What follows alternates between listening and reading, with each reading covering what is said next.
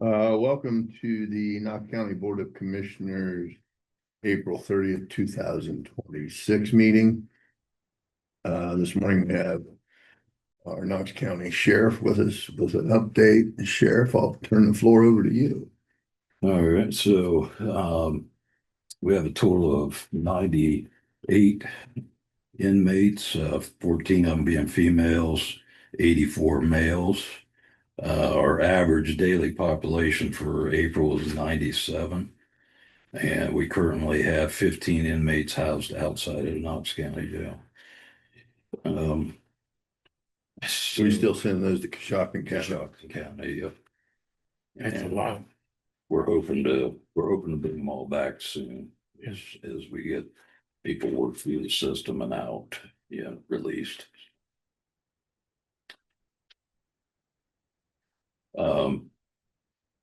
But the only other thing I have is we do have two deputies in K9 training with their new partners. We hope to have both of them fully trained and certified and back on patrol by the middle of May. Looking forward to that. Both of them are narcotics dogs. So hopefully everything will work out and they'll be on the streets soon. And I'll turn it over to Lieutenant Thundahl to talk about his patrol division. Lieutenant James Farrenball. I am the commander over the patrol division. Currently we are at 26 uniformed deputies. That's including SROs and village units. I'm in charge of the fleet maintenance. Currently we are in the high 20s on cruisers. We currently have one that's probably going to be totaled. Waiting to hear back from course on that. Again, like the sheriff said, two of my units on afternoon shift are in K9 training right now. We have two new people in the FTO process. Hopefully they're ready to hit the ground in 10 to 12 weeks. Both of them have experience, and one came from our department, so already knows our programs and our policy and procedure. The other one has been an officer and used the same report system that we have, so hoping it speeds that along a little bit. Any questions, anything? What's your optimum staffing level that you're looking for? I know you got 26. What's good for you? I would like at least 7 per shift. Long term, and I know it's a money issue, long term, I would like to have an extra guy on each shift. 4 to midnights, as I'm sure you guys know, run call to call. Right. They don't have any downtime, and that they're so busy that their supervisor is just one of the guys. He has to work. Ideally, we need supervisors that can supervise and oversee to make sure our citizens are getting the best quality they can get. Instead of our supervisors on a domestic, other guy, I need a supervisor that's able to float around and watch. So ultimately, I like an extra person on each shift so we can better serve. So is that 8? 8 on a shift? 24 total, yeah. Yes.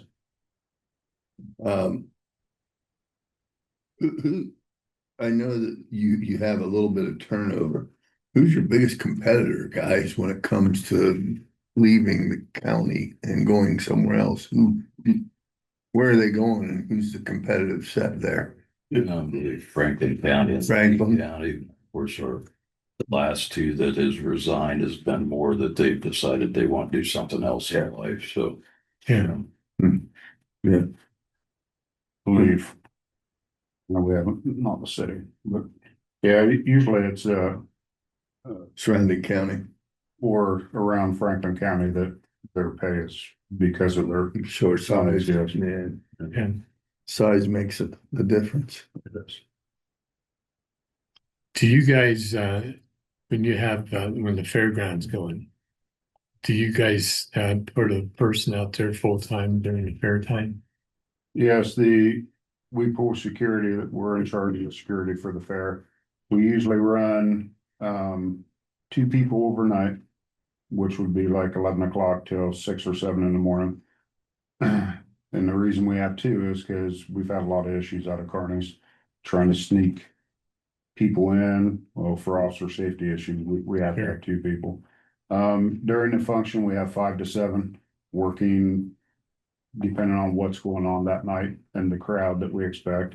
And then during the day, we always have at least one person out there that's just kind of monitoring and doing anything that needs done for the fair board, and then day shift can also slip out and assist if need be. Are any of those officers out there, patrolmen, just auxiliary policemen, and only help out from time to time? Yes, pretty much every year, and it's optional. They have to sign up for it because this is a special detail that the fair pays us to do. We don't. So yes, we have special deputies that work it also. Okay. Are there other events that you are also part of the support staff and security besides the fair? We run the labor training center outside of right outside of Millwood. Yes. We run that. We work security there from 10 p.m. till 6 a.m. 5 days a week. We do, as you know, football games, basketball games. Courthouse. Yeah, yes, we obviously have 2 units assigned to the courthouse all the time. Yes. And bike races. Yep, Peloton, everything, Marine Patrol. We have a lot of extra details and other events besides just patrol duties. Yeah. And a lot of people wouldn't know that. They would see you out at the fair, but they wouldn't think about that for the ball games, which you were there. Do you do the Mount Vernon's ball games or just all the county schools? Mostly county schools. If Mount Vernon needs assistance, we will fill in. Same with me. If I need assistance, Mount Vernon will fill in and help us also with details. Okay. So yeah. Good. We do appreciate the work you guys do in the county for the county, because most of the times it's quiet, but when it's not quiet, you guys are there. Oh, yeah. You still have officers placed in the county schools too, right? Yes. Yeah. And that would be East Knox and Danville. East Knox and Centerburg. Center. Danville has their own. Denver. East Knox has 2, right? Yes. Yes. We subsidize one of those and then the other one they pay completely. It's good. I know you guys are busy. Yes, we appreciate all the work you guys do. We appreciate it, guys. Thank you. And This then, room's coming along and close, right? Getting close. Dan, you want to do a quick blurb on your storage room that's being completed? Yeah, so I was just advised a few months ago that some of the work was done as far as the security. So once that's all finished, we'll start the process of cleaning out some rooms and reorganization of everything. And we're looking forward to having a couple more offices in the main sheriff's office building. Yeah, that'd be nice. And of course, one of them is the crime lab that I think they're all really looking forward to having Right. cleaned out so they can use it again. Yeah, well, thank you. Thank you. Thanks all. You too. Stay safe. Yes, have a great weekend, guys. You got to do the same. Thanks. Jason, we could probably Yeah. roll through Everything something. is here, yeah, so we'll press on. So commissioners, these first 2 items we have approved the CCAO exhibit for electrical aggregate and natural gas aggregate. So this, we've had some conversations relating to aggregate about potentially Fredericktown, the village of Fredericktown, the city of Mount Vernon seceding authority to you. So we would become a larger aggregate, right? And so this is starting to get that going. I think these are some things that the county is required to do to file these with the, I'm going to make sure I get the acronym right. I think it's at PUCO. public utility. It's the public utilities where these have to be filed for you to be able to get ready for them to secede.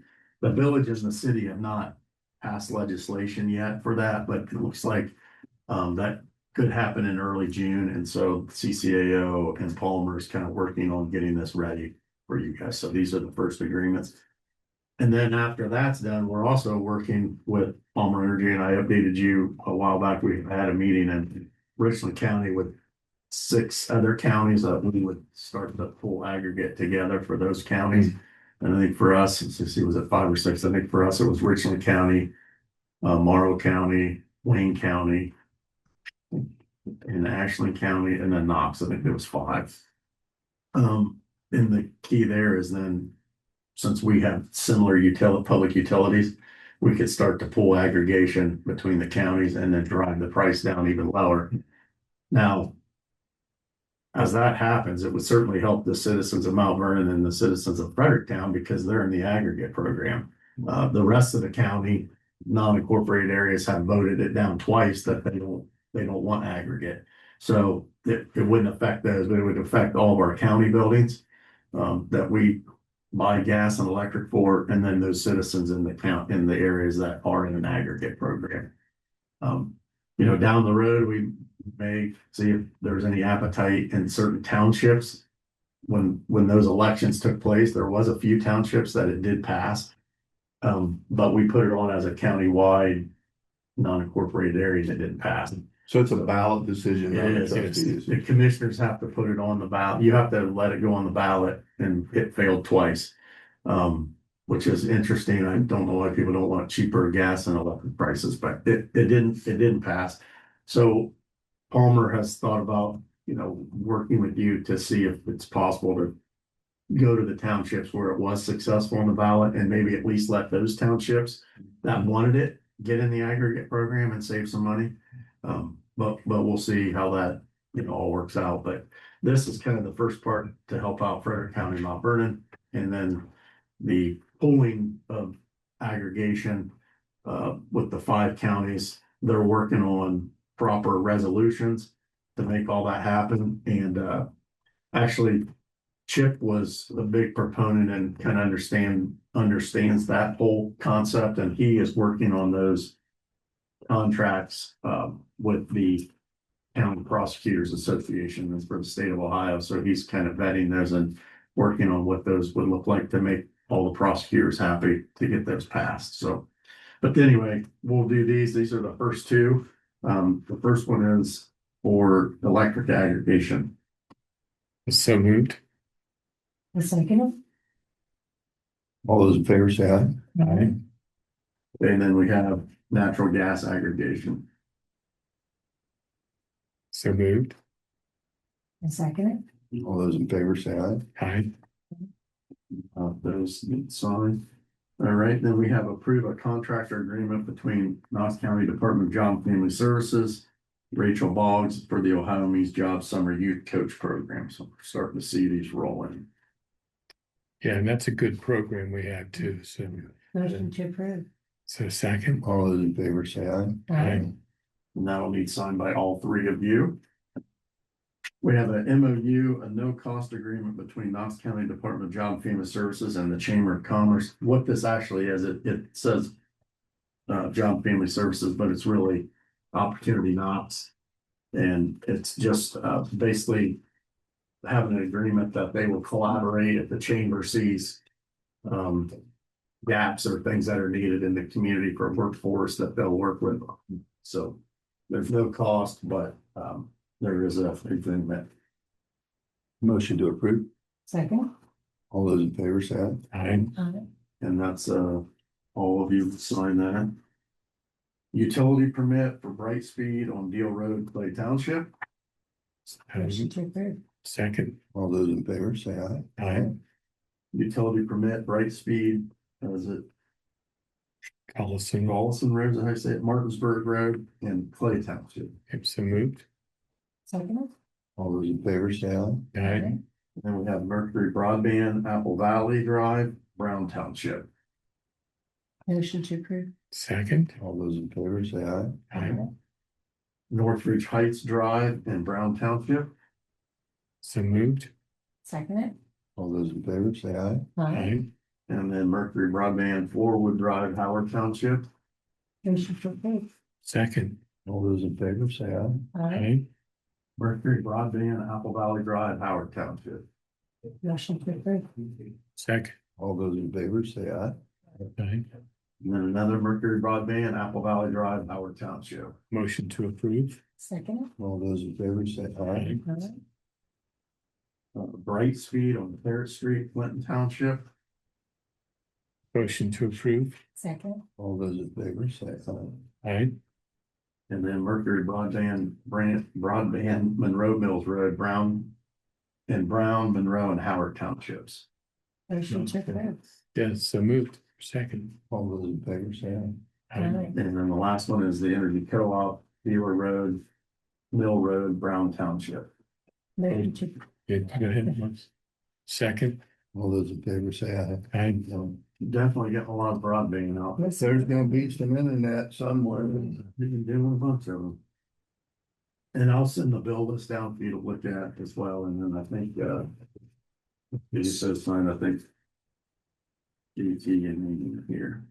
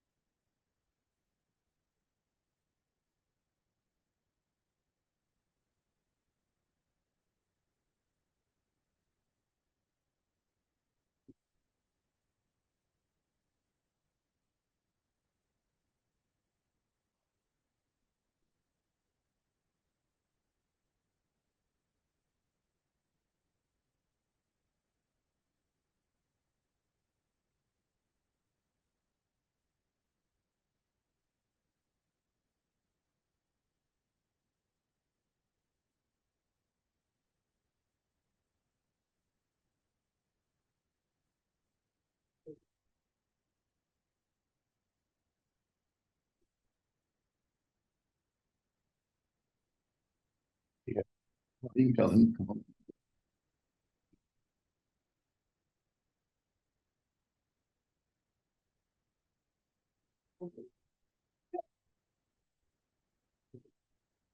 Morning.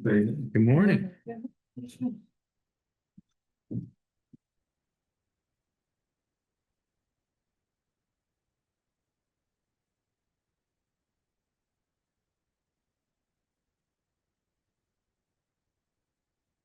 That was about small. oh, yeah. We're working on it. Hard going from 80-degree days to this. It is. That better again. All right, so we've had a pretty busy few months here. With presentations, we can team this too. Amy was able to, we had Tuscarawas County EMA reach out to us. They're looking at reunification. And she put together a presentation for Rick Schaefer and she and I to go to Tuscarawas Educational Service Center and speak with multiple agencies of theirs to discuss kind of how we got things started. So it was kind of taking the show on the road. Amy was able to go to Missouri, School Safety Conference. I'll let you explain how that. Yeah, so Rick and I did a presentation back in December, February, or November, December timeframe at a school safety conference that was in Columbus, and the Missouri School Safety, one of their staff members was in attendance, and they heard about our reunification plan, so they actually invited us to come and present at their school safety conference, which was last week. So we went out last Wednesday and came home on last Friday and did a presentation on their our school safety.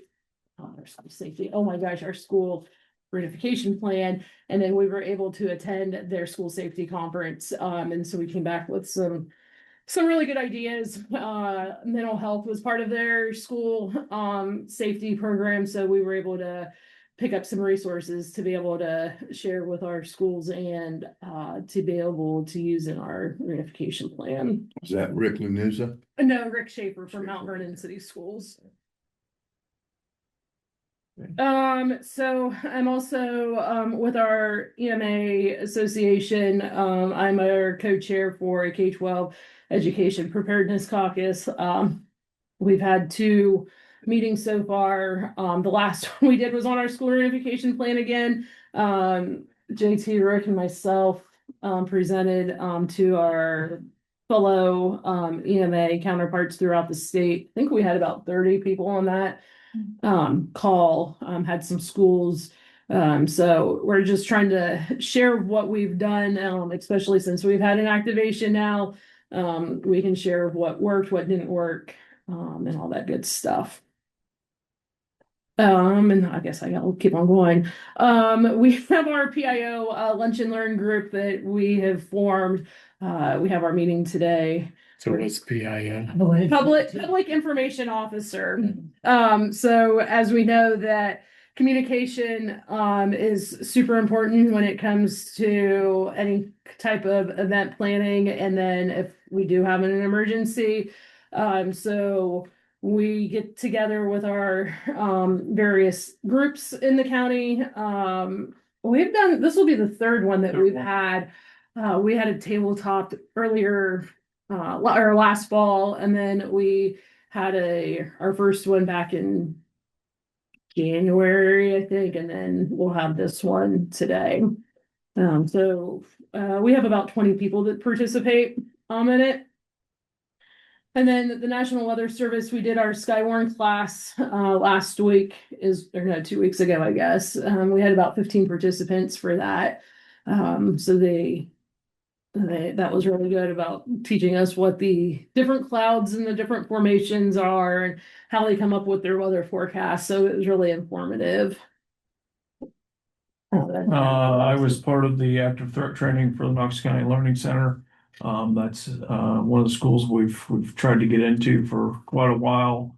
I think their staff is to a point they realize after the situation they had down the street with the barricade and going through reunifications, there are many more things out there for them that groups that can come in and train and do things for their staff. So that was an all staff day. I think it was the day before their spring break. So everybody was there and happy to be there and get out a little bit early that day after the training, but a lot of good conversation about, protecting the building. So exercises, healthcare coalition tabletop. Yeah, that's right. You were gone that day. Healthcare Coalition paid for a consultant to come in and do a tabletop exercise. There again, all of our partners from healthcare, EMS, Mount Vernon City Schools actually was there. We had some village administrators. We had folks from private sector, long-term healthcare, the Knox Public Health. Sat down with this tabletop working through power outages and things like that and how we would get things accomplished. And without having a facilitator that was contracted from outside, everybody was able to play. So we didn't have people that were already kind of knowledgeable what was going on, what that scenario was. So it was kind of nice. LEPC tabletop, we had 45 participants in that. Amy put that together and facilitated that. That was sent to, the state already. They're preparing their, review of that. When we get that, hopefully it goes to CERC for concurrence and we get our credit for our, exercise cycle. So we have to do that once a year. That's a requirement of ours. And so this year we're doing a tabletop. Next cycle, we'll be doing a functional, and then after that, we'll be doing a full scale exercise. So we're Do you know what that'll be this year? so we always have to do some kind of a chemical release. So it either can be at a facility or at transportation. So we'll probably do another transportation release. We're in the works of that. I'm not going to say yet what we're going to be doing because it's not confirmed, but we have.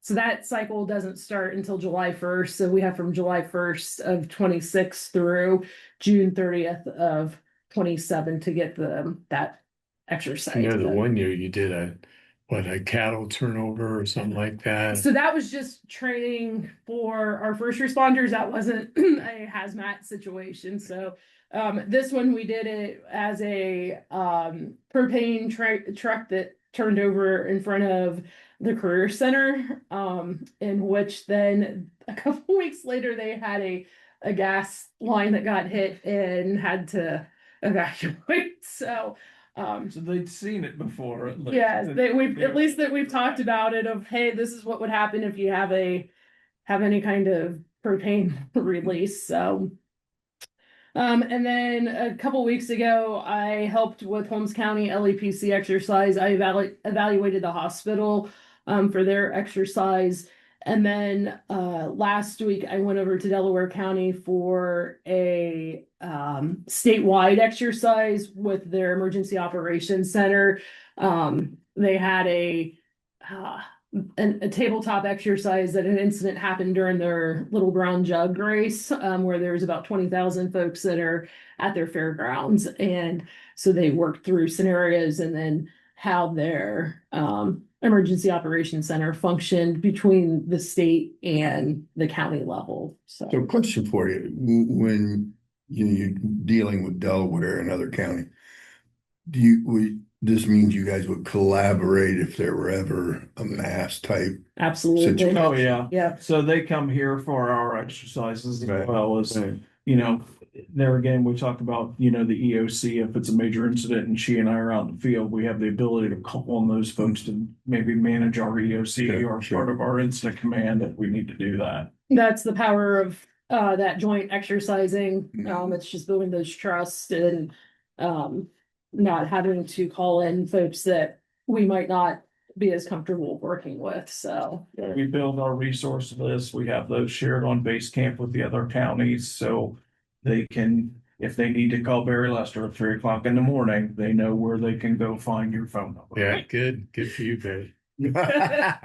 I'm on that board, but I don't think you have. I got here playing poker at 3 a.m. I'm all in. Let me know if I won. All right, planning, EMA Education Committee, we're, Amy and I are both on that. We're finalizing things for our upcoming conferences. Is that Emergency Management Association of Ohio? Yes, so that's the association of just the emergency, that's not the state's association, that's the association of our managers, yes, all the counties, so, we pull in, speakers from private sector sometimes, a lot of times it's debriefs from our EMs that have been involved in incidents or they're an instructor or trainer on a certain topic. We've been updating, as you folks have seen, the Knox County Emergency Operations Plan of the annexes. When we sent that to the state, I think I remember Jason kind of went over that with you with that first one, that basic plan. They presented things, it was approved, they liked it, but here are some things that we can use to enhance it. So I'm working through those, their notes one by one. Researching other county plans to see, how they've changed verbiage to include things that, the state would like to see. And obviously, those are all things that come down from the federal level on different changes in standards. So just enhancing those. So you'll see those throughout the rest of the year. So we've had numerous after action review meetings with various agencies when it's regarding our school reunification plan. Those are so vitally important to have after an incident, so that we know how to plan for the future and hopefully won't make the same mistakes as we did in previous years, so, or in the previous incident. So I don't know, we probably had 4 or 5 of those meetings with the schools, with the first responders. I did a survey for those that worked the event in January, so then that way that we know what they went through, what kind of questions, what needs to be changed. So we've done that, and then we met with Fredericktown back in February with their emergency operation plan. They had their review for that because it was due at the end of February to the state. So we were able to sit in on that meeting with them to discuss any questions they might had for their emergency operations plan for the school. We've been involved in the Mohican River tourist area, kind of a planning committee. So it's Holmes County, Ashland County, Richland County, and Knox. Discussing, because each one of us have campgrounds, canoe liveries, and things like that in that area. We all know what cell service looks like down there. There are obviously flood events. We just had one not too long ago. We want to be able to protect those people. And having that combined group there again, if something happens in that area, because those all kind of come together in that geographical area, we all need to be on the same page. Right. And if an alert needs to be sent out to my folks and Ashland County's the one doing it, I've got to be okay with that. So we all obviously have to be on the same page. So had several meetings. We did a live meeting. Amy had went to that one. We did a virtual meeting with campground owners, canoe livery owners, about different things that need to happen. Other partners were our fire, EMS, and LE, the Silver Jackets group from Army Corps of Engineers. We also had ODNR there. And basically there's, a need for signage. So if somebody's traveling on the river and there's a medical incident, let's say in a canoe, they can't just get on 911 and say, hey, we passed the big oak tree next to the campground. They got to kind of know where they're at. So part of this plan is to get some signage along the river with mileposts or half mile posts or something. So if you're in Ashland, it'll start out with A1, A2, A3. So they're able to go into their mapping system. They'll share it with our dispatch center as well. So if somebody says they're at K3, everybody will kind of know it's Knox County Marker 3. This is where that incident is. Right. So a lot of that planning is going into effect. Some signage about, river safety. There was a lot of discussion at the in-person meeting we had with law enforcement response to things. Some families are kind of getting away from coming to that area, unfortunately, because all the partying and drinking and carrying on that's going on the river. So there was a lot of talk about on the LA side about enforcement and how to more signage to let people know, no, you can't drink alcohol while in the kayak on the river and things like that. And just because you see an access doesn't mean that's public access. If you put in on your own, you can't get out at certain campgrounds and just go up and use their facilities. Some of the facilities do have that available. There's one that's got like a little sandwich shop and restrooms and things that people can use. So it's basically everybody kind of getting together to solve all these problems in that area. Good. So we even have a can't remember the name of the software company that presented, hey, here's another way. Know now. You're right. That we've all set up accounts on so we can send out emergency alerts. If you're in that geographical area and you're camping, you'll get that alert when it's sent out. When you go home, say you go back to Cleveland, Canton, you're not at home and there's an emergency alert set out, it's not going to bother you there. That helps with that exhaustion of notifications. When it keeps going off, what do people do? They swipe or they figure out how to turn those things off. We don't want that. So they can have it on their phone, they leave, it's turned off on its own. When they come back the next weekend to camp, it's back on. So they're again getting emergency messages out to the people in there. Kenyon Campus Safety Partnership Meeting. We met with Todd Bell from Kenyon College, Mike Swayze, the director of their student safety services, is retired, so they're got some challenges right now trying to figure out who's doing what job, and I don't think they've named him as director yet, but probably looking that way. But he wanted to breathe some air back into the relationship with emergency management with us to know what we have available to them for trainings and things like that for their safety forces to take care of the student population. I'm working through the hazardous materials response plan. That's part of that grant that we get through CERC for LAPC. That we're getting all the facility data. I've come through that. Amy and I went over the list today. I think I'm down to just 4 out of 46 that haven't responded with their plan. So we'll either do site visits with them or probably reach out by phone or email for now. Could have been just an oversight why we didn't get it. Maybe they don't have that chemical anymore and they just haven't told us. But there again, we want to be prepared with accurate information.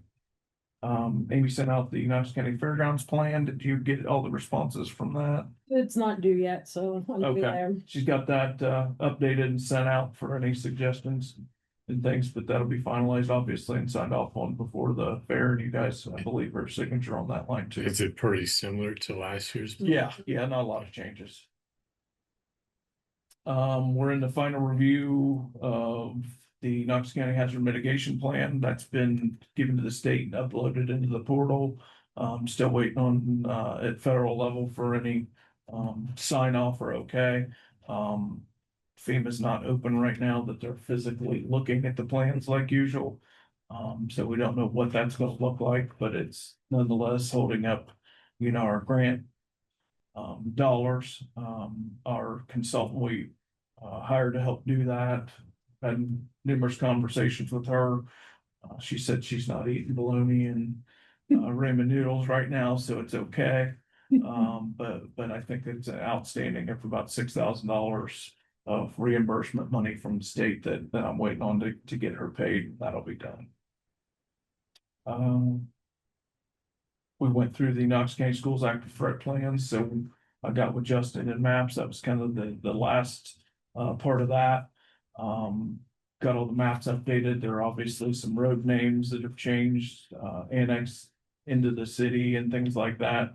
It changed. We had to move locations of landing zones and things. Mount Vernon, or I'm sorry, Danville's football field is turf now, and it has these little balls that are inside the turf, and those apparently stuck right into the intake on the airships when they land them, and they said, we can't land a medical helicopter there because of that. So those are things that we've obviously had to change. So we look at latitude, longitude, the way they want it when our dispatch calls to say, hey, this is what we've got prepared for. So they still have a place to land though? Yes. Yeah, Okay. we still have 3 in each school, primary and 2 secondary. Are those for safety?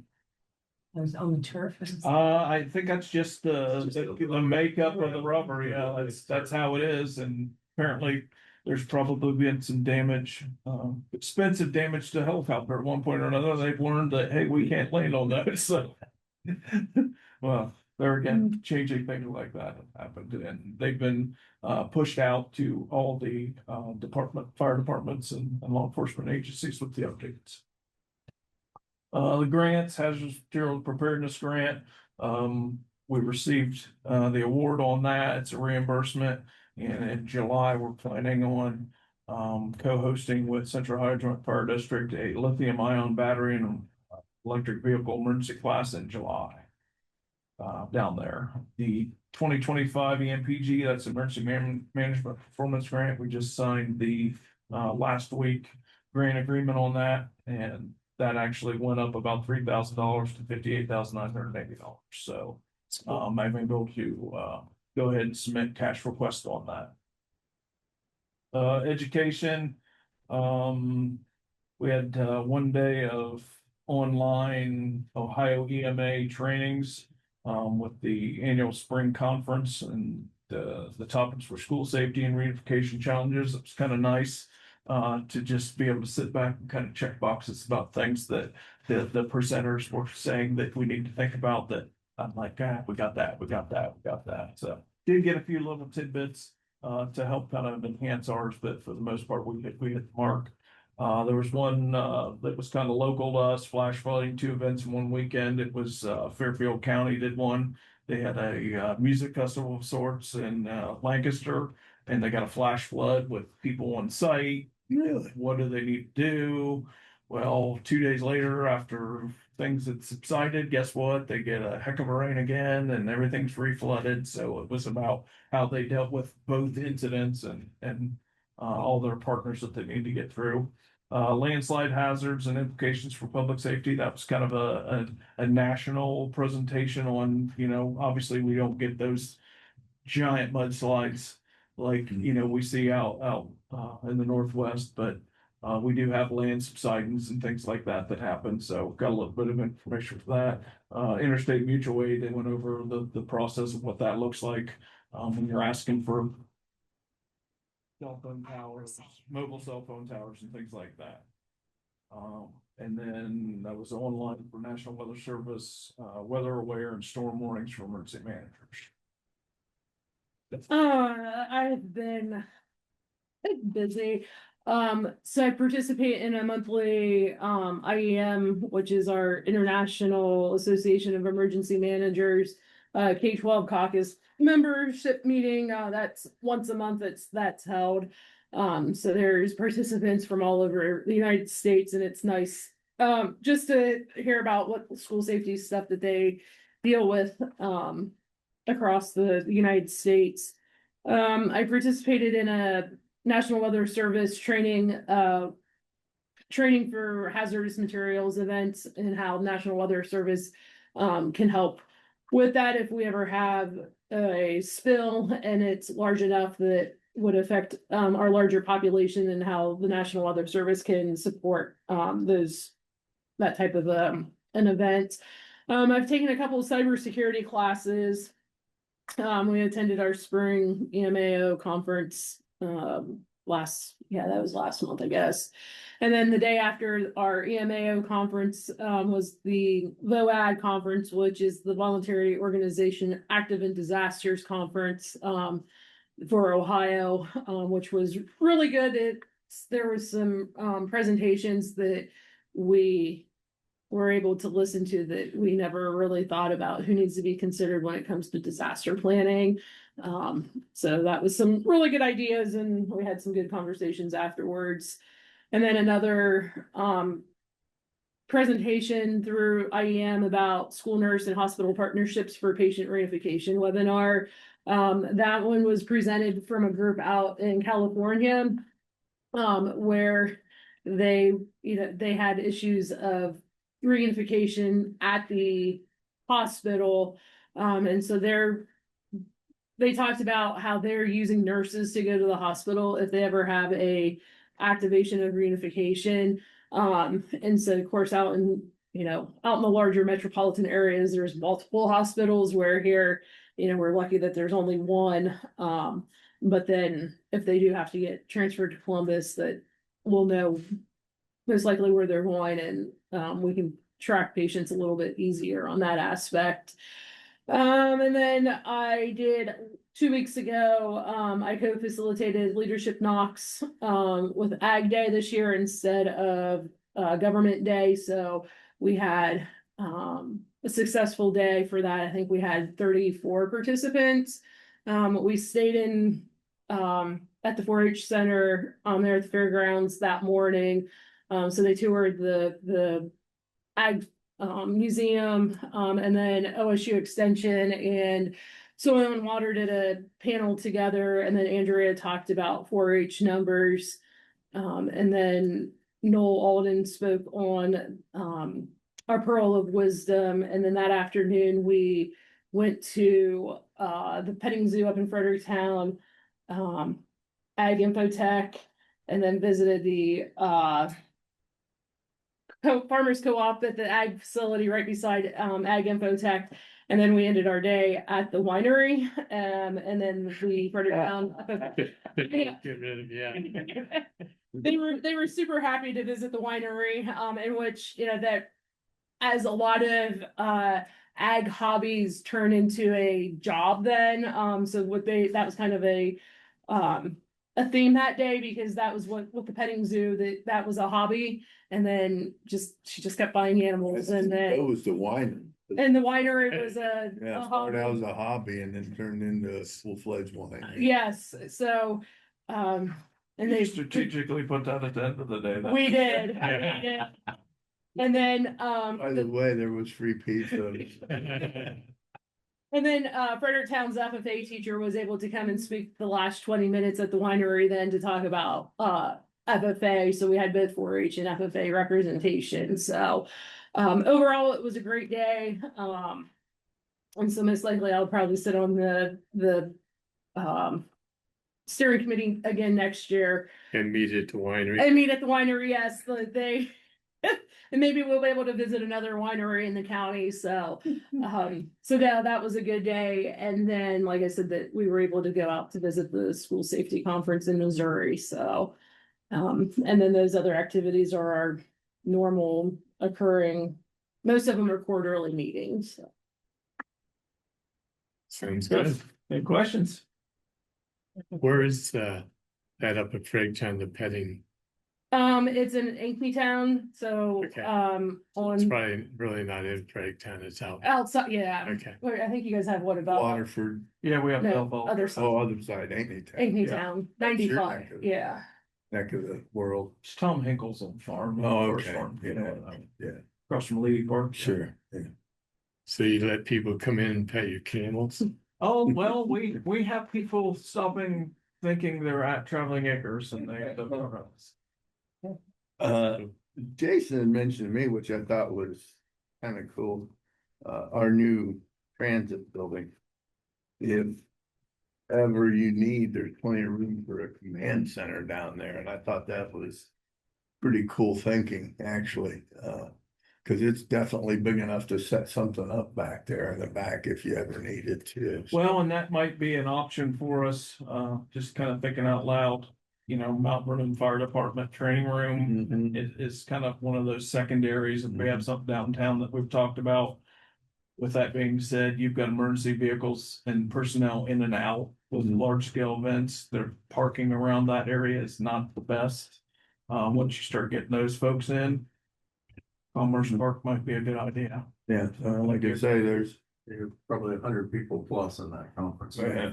I met with Jeff Harmer out at Apple Valley month and a half ago maybe, and got a tour of their boardroom. Sure. And he's got IT things set up and separate Wi-Fi's, and kind of thinking the same thing, something in that Howard Danville area. He said you're more welcome to come here. We also, you know, the old office, the barn, Mhm. you know, that's set up as well. So it's nice to have those places that if we don't want it, we want it closer, obviously, to a scene and not at Sure. our officer. We can do that, yeah.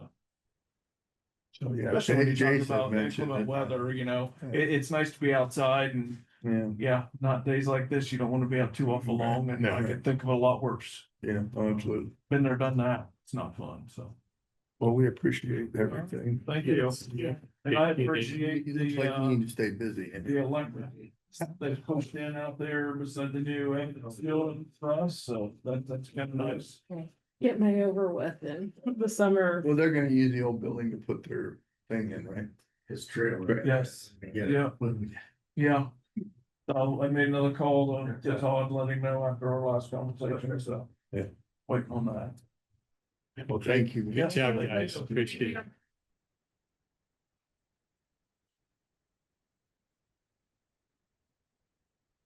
Jason, you got anything else? No, I don't have anything. I guess I know Scott's coming out to 11. It's not here yet, so we may just take a quick pause and. Welcome back. We have our Knox County Department of Department of Job and Family Services Director with us. Scott, I'll let you introduce yourself and you can have the floor, sir. Thank you, Barry. I am Scott Boone. I am the Director of Knox County Job and Family Services. Good morning, everyone. I know you're very busy and I do have some things to talk about.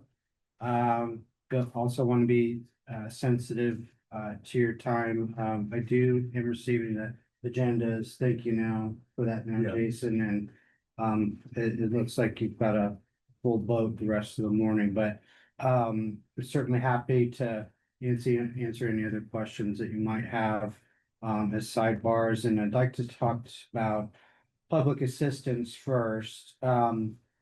Let's, as a whole, our organization, we're generally full in terms of positions.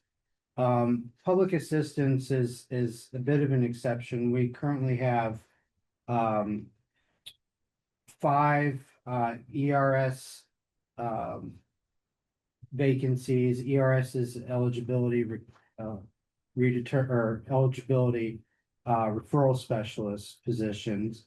Those are the ones that take the applications and process all of the eligibility requirements and so on and so forth. Carla, who's the admin over that area, she's usually experiences some departures and refills. Five is sort of a lot for us, especially with the new auditing schemes at the state level. I've talked before about our consideration of leaving the Collaborate call center that we're involved in with 9 other counties, and I think we're prepared to move forward with that in October. Primary reasons being as we, or I decide almost all things, what's best for our community and what's best for the organization, what's best for Knox County. And we feel like with all the recent changes and our needs in terms of staffing levels, we're also down a supervisor position in public assistance that tending to Knox County only calls versus others from Delaware and You mentioned, have you done that? we can't formally leave until October.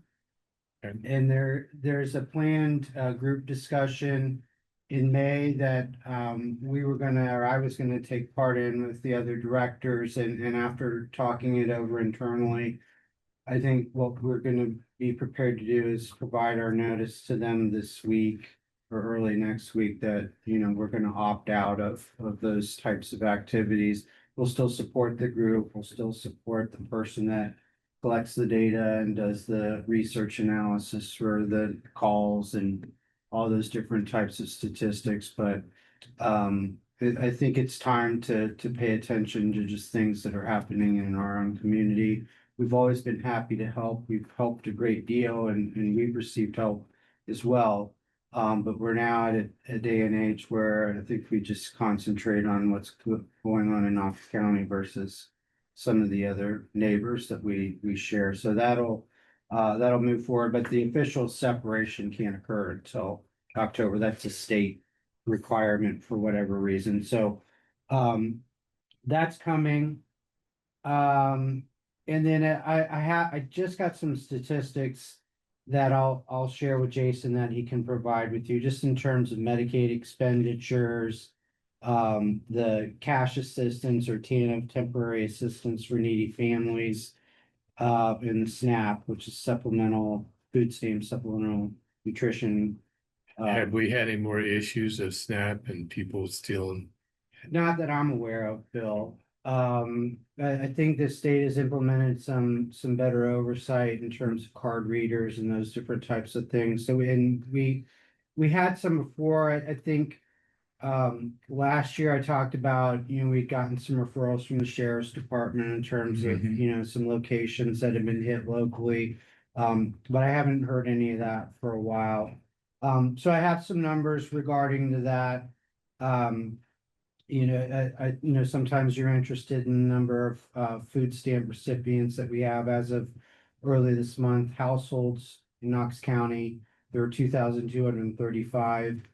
individuals are 4,321. That includes 2,676 adults, 1,645 kids that are receiving food stamp benefits. And then in terms of the temporary assistance for needy families, cash assistance. In February, we distributed 49,610. That's down from 56,585 from February of 25. And then Medicaid in February, about $14.2 million in paid out expenditures. That's about the same as we distributed in February of last year. So again, I'll send all these charts and statistics to Jason for you to get a closer look at your convenience. Of note, we also had a state audit by the Ohio Department of Job and Family Services regarding our SNAP integrity. And we received some very favorable observations from that. A couple of things that we need to tweak and get better at, which isn't unexpected. And I'll share the results of those reviews, that review with you as well. And really the only other thing, and this is just a precursor related to public assistance, is our back to school voucher program. That application date is June 10th. Voucher pickup day is July 29th. And we kept the voucher amounts at $150. And so where do they pick up the vouchers? Those will be here. Okay. Or I think yeah, and so we've contracted or created MOUs with Beals, Gabe's, Shoe Sensation, and Marshalls. I think we're still working on Walmart, but that's been a little prickly for whatever reason. Not because of the store here in town, but I think it's a corporate sort of negotiation. So yeah, you can folks can pick them up here, or the actual event on June 10th, it'll be at the First Church of the Nazarene on Bishop Canal. Where we used to have a separate in, I think, Howard, but I think due to lack of traffic, we stopped doing that. Social services, believe it or not, we are relatively full staffing wise, which is wonderful. I think, did I send you the recent adoption? Yes. Yes, congratulations. Yes, Thank thank you you. for that. You know, that 4 years in the making, that's Yeah. that's a long time. And what I didn't know, the backstory to that was that was a failed adoption in another county. Oh, So no, really? It came in our care after that, experiencing some abuse in the foster or the adoptive home previously. And so that, that process was probably 2 or 3 years to get to that level of permanency. And then, here we are 4 years later. So, it's a great success story. She has, I believe, a sibling, that's in care, that's going through some similar issues that we're working through. But those are, unfortunately par for the course, but we love to hear the It's a good forever story. home types of stories. Related to that in a way is, my understanding, I got a message from Scott Britton, who's the director at Public Children's Services Association for Ohio. And he advised myself and other county directors that there was a conversation at the County Commissioners Association 2 weeks ago, something like that, regarding the rise of placement costs and how do we get those under control. And Scott just sent out some statistics specific to Knox County, just in terms of our population of kids and removal rate per 1,000 children and so on and so forth. And I'll forward those on to you as well. I think I've talked about in the past where there have been discussions at the state level of do we somehow create a cap or a hard and fast type of rate for all counties to follow. Yeah, I don't know how successful that will be. I like the idea, but in the end, I don't know that how you hold foster care networks accountable for that. They're gonna chase the dollars, unfortunately, and when the metros have considerably more resources than we do, and they're willing to pay $200 more a day than we can. Those placements are gonna go to those kids, so, but we still have a voice in those discussions and we're hoping that some more enlightening resolutions come out of that, but it's very frustrating when we're paying that You would much. think there would be some type of resolve for that particular issue. You would think, again, I think it's, how do you hold the private networks responsible? What types of, unless you're gonna have a consequence for them from deviating from fixed rate. Right, And I don't know how binding that could ever be. yeah, Those are attorney type questions. Sure. And I'm sure that they've been hypothesized in those worlds, but it's, we spend, as 2.5 or 2.4 million placement costs a year. Mhm. And we've got a lot of difficult budget decisions that I've been talking to Jason and Sarah in the auditor's office about, how do we move forward with supplementing that because our community funding will be running out soon and we'll again be depending on them very much because the crisis isn't going away.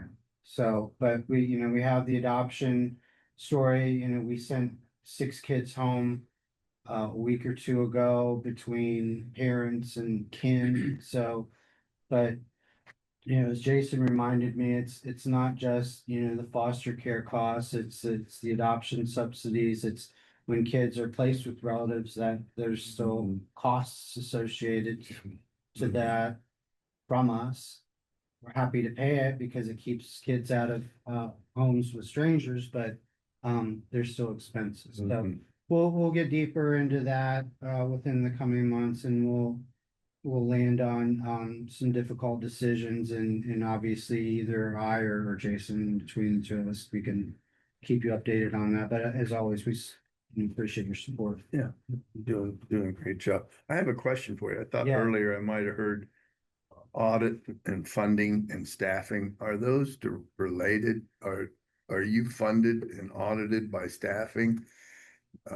Certain levels of staffing that you have to make? No, staffing it's more of a common question because we always seem to be in a deficit depending on the area. I will say comparatively speaking, I don't have any numbers to give you this morning, but the culture that we've built over the years here at Job and Family Services in Knox, we find that it's a people where they enjoy coming to work, they feel safe in the workspace.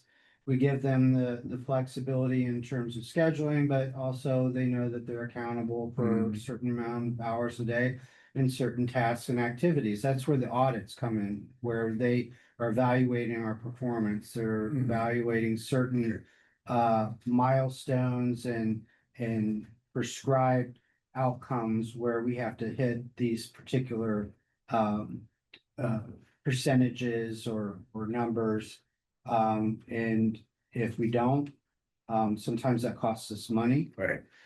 from the state and from the federal government. If we hit those parameters and thresholds and, we can feel safe that we're continuing with the funding and the support at the state level.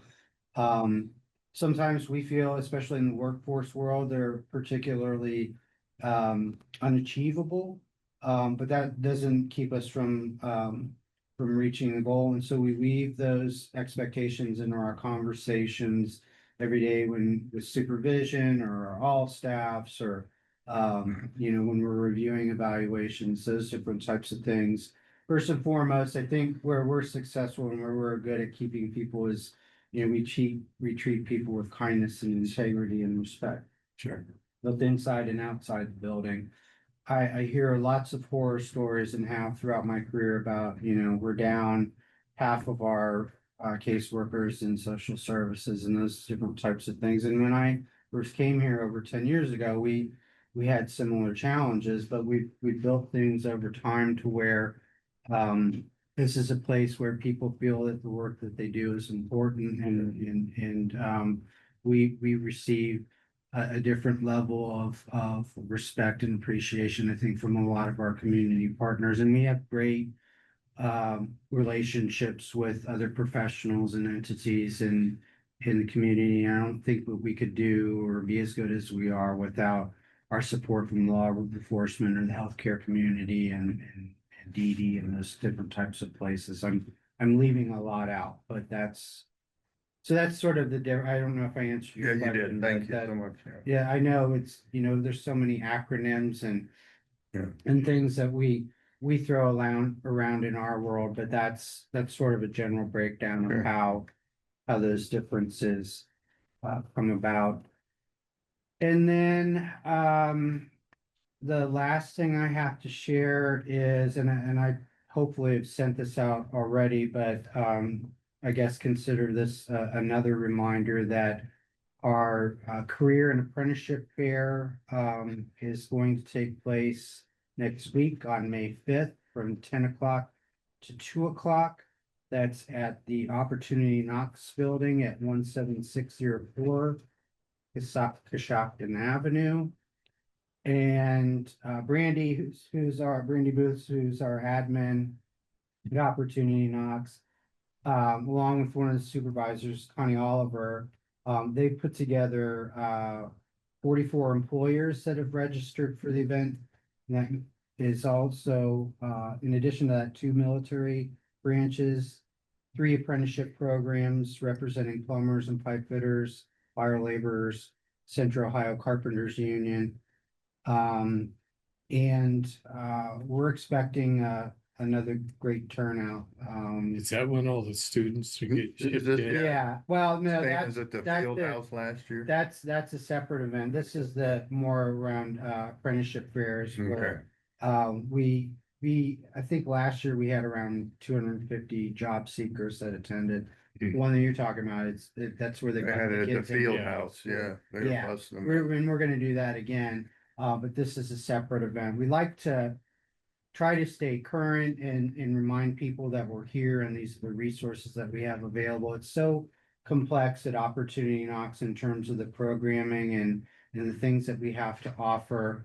And we just want to make sure that we're getting the word out of here are the different opportunities that we have to young adults and adults alike, to where there's opportunities for education and career advancement and all those different types of things. So that's a very general description of what's going on with Job and Family Services. Do you have any Well, questions? on the apprenticeship thing, is that targeting a certain age category? Yeah, between 15 and 21 is usually what Yeah. we're looking for. Brandy, in our conversations in the workforce world, she believes strongly that apprenticeships are emerging as a great opportunity, not just in Knox County, but across the state. So we're focusing a lot of time and energy on building something that can be available Sure. to people in our community in that regard. So. All right, well, thank you Thank very you, much Scott. for your Thank time. you, Scott. I'll get you Appreciate an it. answer on the other issue, and I'll send you these other materials that I talked about. Thank you. via Jason. Have a good weekend, Scott. So next month, Okay, yeah, okay. we're only scheduled for a day, so I'm hoping that it'll be a very productive conversation. We can go. Yeah, okay. So, but yeah, that's coming up. All right. Brian's helping us out. Okay. Yeah, Thank you all very much. Jason, you have anything else, sir? No, sir. Brenda, do you have anything? I do not. Mr. Purcell? No, I talked about Brinkhaven, Yeah. so. got that I look word. for a motion to adjourn. I'll make a motion, we adjourn. We stand adjourned.